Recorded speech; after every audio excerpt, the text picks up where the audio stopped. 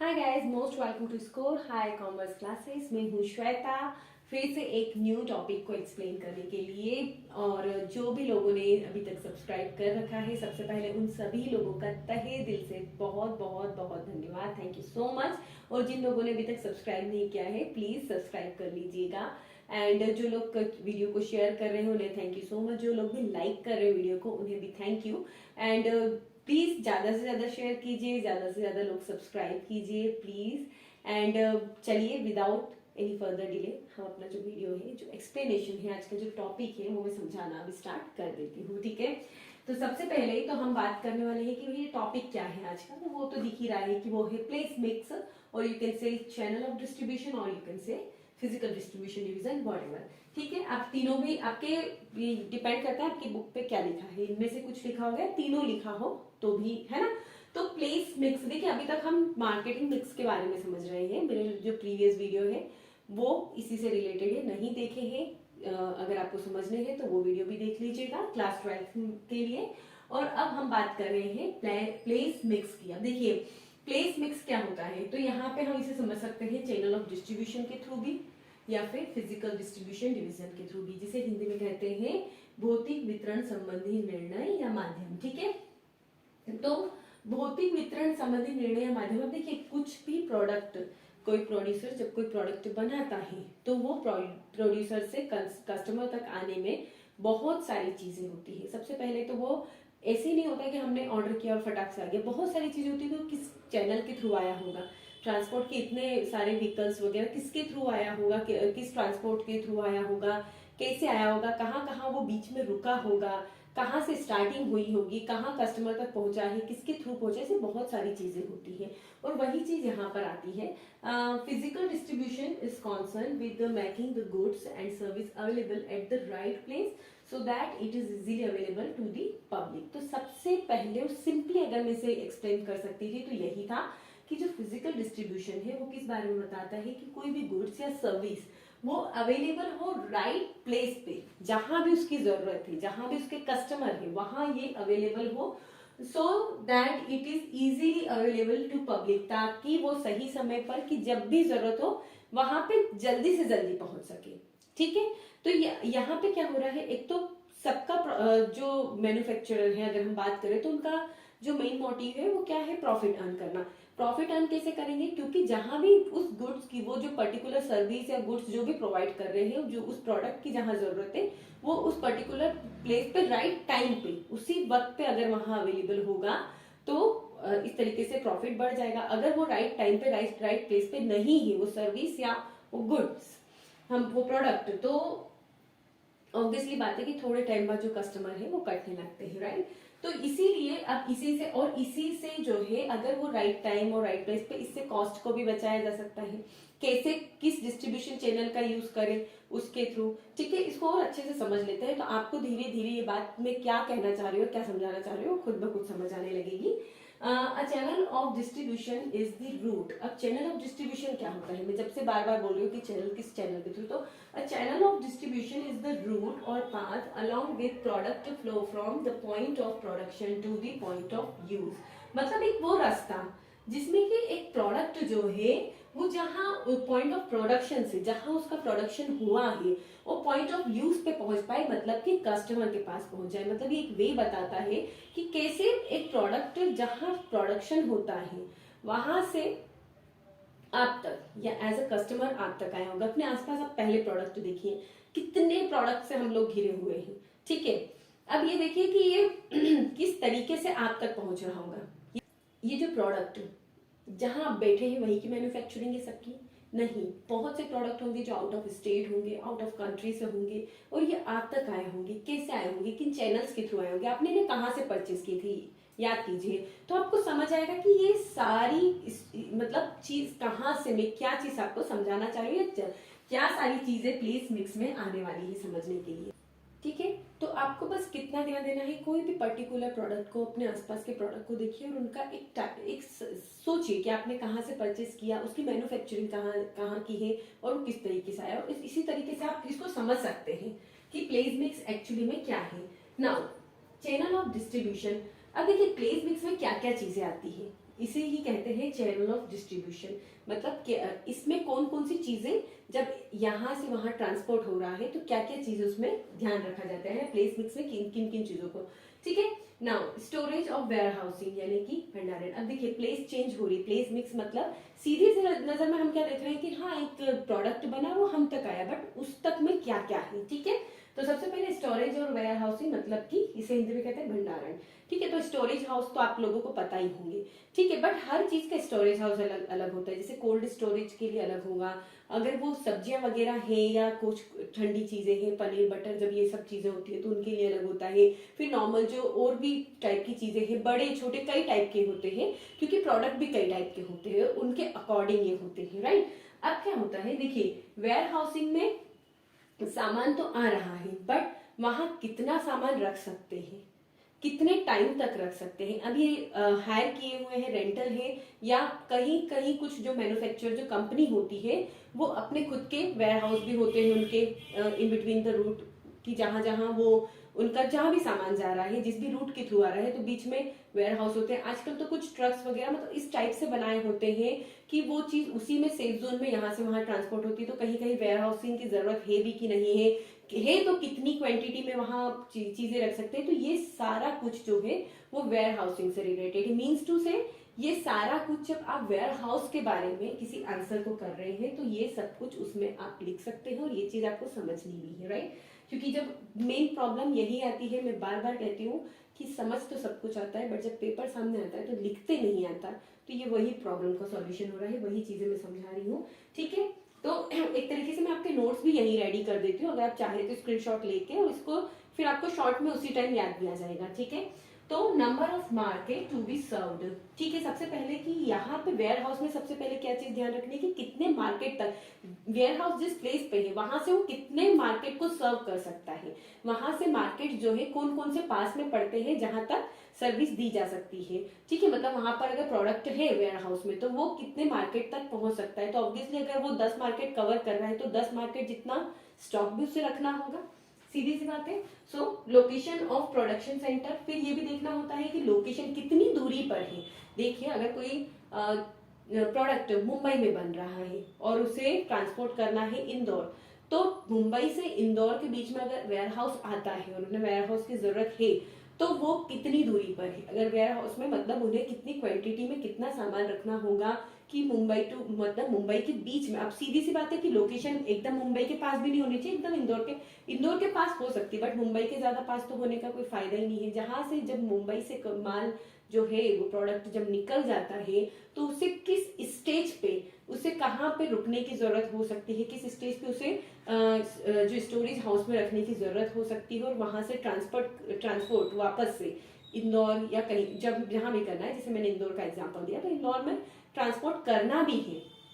Right, तो उसे कितना टाइम लगेगा वहां से वहां ट्रांसपोर्ट करने में, मतलब warehouse to Indore transport करने में। तो ये सब चीजें पहले से मेजर कर ली जाती है। तो लोकेशन ऑफ प्रोडक्शन सेंटर, की लोकेशन ऑफ प्रोडक्शन सेंटर इसीलिए कि वहां से निकलते टाइम वेयर हाउस इतनी कुछ चीजें होती है जो रास्ते में ही खराब हो सकती है। जैसे अगर हम फ्रूट्स वेजिटेबल्स इसकी बात करते हैं तो ये तो रास्ते में ही खराब हो जाएगी। तो मतलब जो स्टोरेज हाउस है वो उस ड्यूरेशन में आ जाना चाहिए जब तक कि वो स्पॉइल ना हो जाए, उसके पहले वो मतलब वेयर हाउस तक पहुंच जानी चाहिए। राइट, तो ठीक है, प्रोडक्शन सेंटर कितनी दूरी पर है वेयर हाउस से ये देखते हैं। देन कॉस्ट ऑफ ट्रांसपोर्टेशन का अब सीधी सी बात है कि भाई अगर आपने ट्रक के थ्रू अगर कोई मैन्युफैक्चरर वो सामान अपना भेज रहा है या वो रेलवे के थ्रू भेज रहा है, इसमें काफी सारी चीजें होती है ना, शिपिंग वगैरह, तो किसके थ्रू हो रहा है। ट्रांसपोर्टेशन का जो चार्ज है वो मैटर करता है, क्योंकि ये सब कहाँ जाएगा,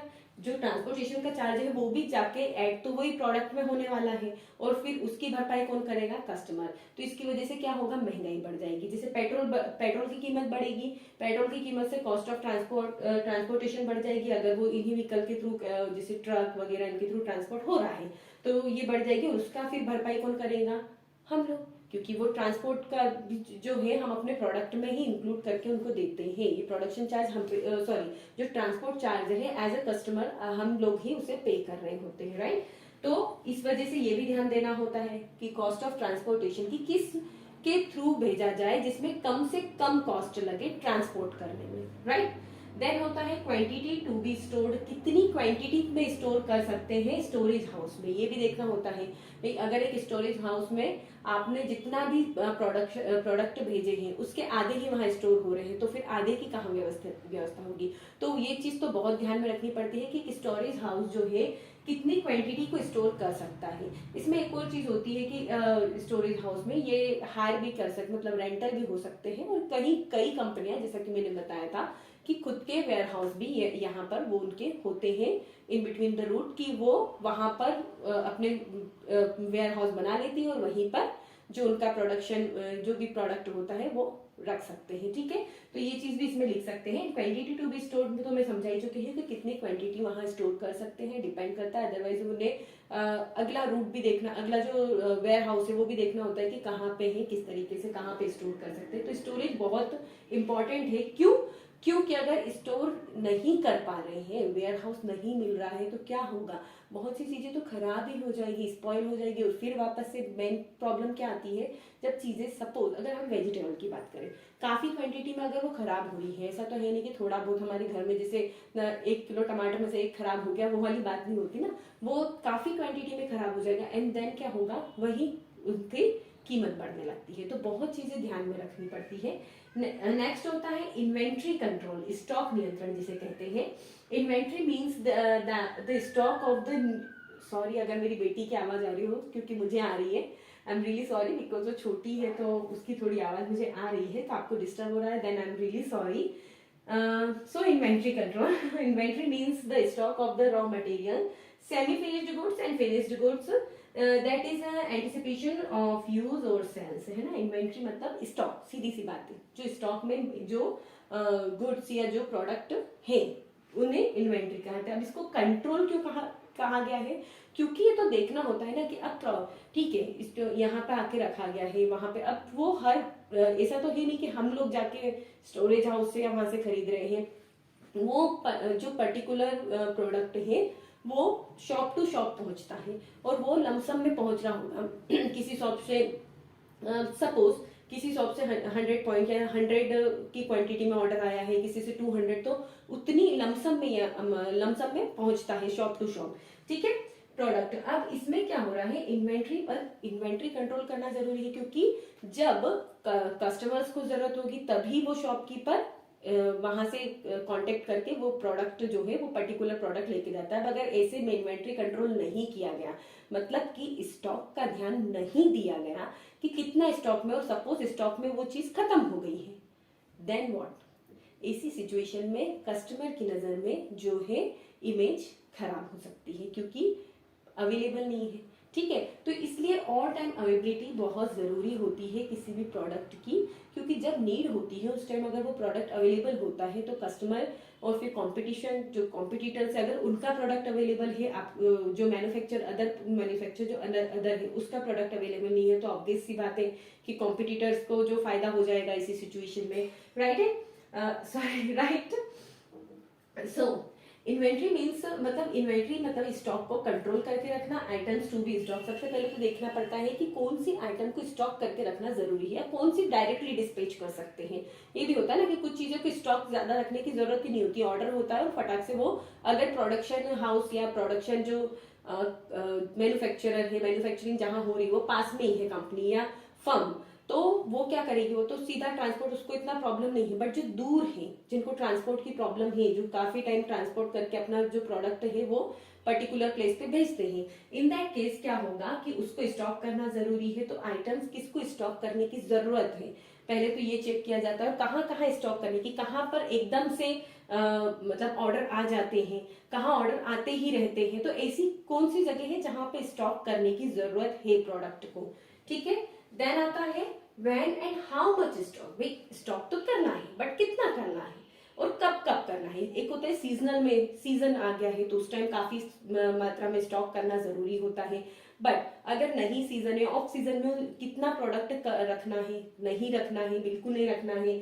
और कितनी क्वांटिटी में। भाई अगर बहुत ज्यादा क्वांटिटी में रखा है तो वो भी रखा रहेगा, अगर उसका सीजन ही नहीं है या उसकी डिमांड ही नहीं है प्रोडक्ट की, तो काफी क्वांटिटी में रखना भी कोई बेवकूफ़ी है, क्योंकि वो कहीं और कहीं, जैसे इस स्टेट में सपोज इस एक स्टेट में उस प्रोडक्ट की कोई डिमांड नहीं है बट अदर स्टेट में हो, तो ये प्रोडक्ट अदर स्टेट में भेजे जा सकते हैं जहाँ डिमांड है, उस बजाय उस स्टेट की जहाँ पे डिमांड नहीं है। तो इसीलिए क्वांटिटी को उस हिसाब से वेयर एंड हाउ मच पे ध्यान दिया जाता है कि कब और कितना स्टॉक इन्वेंट्री में रखना है। देन होता है स्टॉक रिकॉर्ड। अब इसके लिए सबसे इंपॉर्टेंट क्या है, स्टॉक का रिकॉर्ड रखना है। तो स्टॉक को प्रॉपरली मेंटेन करने के लिए क्या चाहिए, उसका रिकॉर्ड रखा जाए। अगर स्टॉक का प्रॉपरली रिकॉर्ड है, इन दैट केस क्या होगा, गड़बड़ होने के चांसेस नहीं है। ये वही बात आती है कि आपने जो पहले पढ़ा होगा है, ठीक है ना, वो क्या है, प्लानिंग। तो प्लानिंग करके रखना, स्टॉक का पूरा रिकॉर्ड करके रखना, कब कब नीड हो सकती है, कब नहीं हो सकती है, अभी कितना स्टॉक में है और कब वापस से रीऑर्डर करना है, ठीक है। तो इसे कहते हैं इन्वेंट्री कंट्रोल। इसमें हर चीज पे ध्यान दिया जाता है, इसीलिए बोला है कंट्रोल, स्टॉक नियंत्रण, ठीक है। नेक्स्ट पॉइंट है ऑर्डर प्रोसेसिंग, आदेश की पूर्ति। अब ये तो बहुत अच्छे से आपको समझ में आने सकता है, क्योंकि हम आजकल ना, पहले ये चीजें नहीं समझ में आती थी बट आजकल हम ऑनलाइन सब कुछ ऑर्डर कर रहे हैं, राइट। तो हमें पता होता है कि किस तरीके से ऑर्डर होता है, कैसे कंफर्म होता है, कैसे डिस्पैच होता है, कैसे हम तक आता है। तो ये इजी हो जाएगा आप समझने के लिए।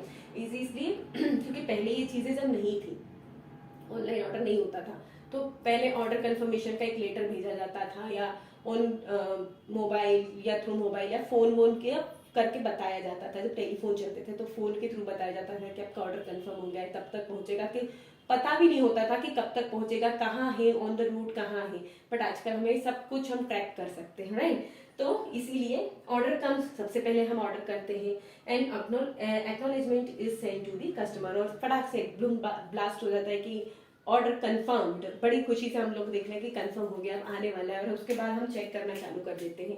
कभी कभी कोई ज्यादा एक्साइटेड होते हैं कोई प्रोडक्ट को लेके, तो हम चेक करते हैं कि कब तक आएगा, ठीक है। देन ऑर्डर कलेक्ट, तो जहां हमने ऑर्डर करा, फिर वो ऑर्डर क्या होता है कि जहां से यहाँ से आपने ऑर्डर करा, तो वो पहले तो कलेक्ट करती है जो उनकी पर्टिकुलर जो भी प्रोसीजर के लिए बीच में जो भी बीच में जो मिडिल मैन कह सकते हैं, या जो आपको डिलीवर्ड करते हैं प्रोडक्ट को, तो वो लोग क्या करते हैं, ये अलग अलग होते हैं। एक जो डिलीवरी बॉय आपको घर तक देने आया है, वही वहां से प्रोडक्ट लेके नहीं आता है, ये तो आप जानती होंगे। ये वहां से मतलब जो डिलीवर्ड करने में इन बिटवीन जो भी लोग होते हैं, तो वो ऑर्डर को कलेक्ट करते हैं, ठीक है। फिर होता है डिस्पैच्ड, आप चेक करते होंगे तो उसमें आपने देखा होगा ना डिस्पैच, तो डिस्पैच हो गया मतलब पैक वैक करके रेडी होके निकल चुका है, ठीक है, ऑर्डर निकल जाता है। ये प्रोसीजर इन लमसम में भी जो ऑर्डर करते हैं, जो शॉपकीपर्स ऑर्डर करते हैं, मैन्युफैक्चरर से कर रहे हैं, या स्टोरेज हाउस या कहीं से भी, मतलब वो जो ऑर्डर करते हैं, तो लमसम में भी जो पैक हो रहा है उसके लिए भी सेम प्रोसीजर होती है कि डिस्पैच हो जाता है, सारा पैक हो गया। देन होता है एक्यूरेट प्रोसेसिंग, पूरा कि क्या क्या प्रोसेस हो रही है, डिस्पैच हो गया, यहाँ आ गया है, यहाँ आ गया है, यहाँ आ गया है, हम चेक करते हैं, ट्रैक करते हैं ना हम, और उसके बाद में रिसीव हो जाता है। वो मैंने यहाँ नहीं लिखा है बट ऑब्वियसली ऑर्डर हम तक, अगर पर्टिकुलर हम ऑर्डर करते हैं ऑनलाइन तो हम तक रिसीव हो जाता है, और जो शॉपकीपर होते हैं उनको रिसीव हो जाता है, ठीक है। नेक्स्ट है ट्रांसपोर्टेशन डिसीजन। अब ट्रांसपोर्ट के डिसीजन लेना, ठीक है, कि किसके थ्रू भेजा जाए। देखिए ट्रांसपोर्टेशन के लिए बहुत से साधन है, जैसे कि एयर ट्रांसपोर्ट भी है, वाटर ट्रांसपोर्ट है। ये मुझे बताने की, ये तो शायद थर्ड क्लास या सेकंड क्लास के या फोर्थ क्लास के स्टैंडर्ड में आपने पढ़ लिया है कि कौन कौन से ट्रांसपोर्ट होते हैं, वाटर ट्रांसपोर्ट है, एयर ट्रांसपोर्ट है, रोड ट्रांसपोर्ट। बट किस चीज का सिलेक्शन किया जाए जो कि जिसका कॉस्ट हाई ना हो उस टाइम पे, जो कि कम कॉस्ट में जो कस्टमर तक जो प्रोडक्ट को पहुंचा दे, वो सबसे बेस्ट है। क्योंकि सीधी सी बातें मैं पहले ही बता चुकी हूँ, ट्रांसपोर्टेशन चार्ज किसे पे करना है, कस्टमर को ही। तो इन दैट केस भाई अपने अगर प्रोडक्ट की कीमत कम रहेगी तो ज्यादा से ज्यादा लोग अट्रैक्ट होंगे। प्राइस भी बहुत, हम ऑलरेडी प्राइस मिक्स के बारे में पढ़ चुके हैं, तो प्राइस बहुत मैटर करता है ना। तो इन दैट केस क्या होता है कि ट्रांसपोर्टेशन डिसीजन लिया जाता है कि कौन सा, ये बड़ी जो प्रोसीजर है ना, ये बहुत समझने लायक इसलिए क्योंकि ये एक्चुअल में कंपनीज में होती है ये सब प्रोसीजर। तो डिसीजन लिया जाता है। अब जो सस्ता होता है और जो जल्दी, अब देखिए सस्ता देख लेंगे अगर कि हाँ ठीक है इससे बहुत, बट वो पहुंचाने में टाइम ले रहा है, तो टाइम का भी उसमें देखना होता है कि कितना टाइम पहुंचने में लग रहा है, कितना सेफली प्रोडक्ट पहुंच पा रहा है, एक्सेट्रा एक्सेट्रा। तो ये सब चीजें फिजिकल मूवमेंट ऑफ गुड्स, यानी सारा जो है कितना टाइम में, कितनी क्वांटिटी में, कितनी क्वांटिटी है, क्वांटिटी बहुत ज्यादा हो तो ऑब्वियसली रेलवे वगैरह का यूज करना जरूरी हो जाता है, ठीक है। और कुछ चीजें होती है जैसे ऑयल वगैरह, तो पाइपलाइंस वगैरह के थ्रू इधर से उधर ट्रांसपोर्ट होती है, तो ये सब चीजें मैटर करती है कि किसके थ्रू वो ट्रांसपोर्ट किया जाएगा, कितने टाइम में पहुंचाना जरूरी है, और कितना कॉस्ट लग रहा है, ठीक है। उस सबसे रिलेटेड डिसीजन लिया जाता है ट्रांसपोर्टेशन डिसीजन में, राइट। तो ये 3-4 पॉइंट है चैनल ऑफ डिस्ट्रीब्यूशन के। होपफुली आपको बहुत अच्छे से समझ आ गया। अगर अच्छे समझ आए देन लाइक बटन को हिट कीजिए तो मुझे पता चलेगा। और भी कोई क्वेरी है तो प्लीज मुझसे बिल्कुल पूछ लीजिएगा, मुझे कमेंट में बताइए कि आपको और क्या समझना है। मैं उस पर जरूर एक वीडियो बनाऊंगी। वीडियो पसंद आया है तो अगेन लाइक कर दीजिएगा, चैनल को सब्सक्राइब कर दीजिएगा। जिन भी लोगों को नीड है उन्हें जल्दी से जल्दी शेयर कर दीजिए। बहुत जल्दी मिलेंगे हम अपने नेक्स्ट वीडियो में। तब तक के लिए अपना और अपनों का बहुत ध्यान रखिएगा, अच्छे से स्टडी कीजिएगा। तब तक के लिए bye bye and take care.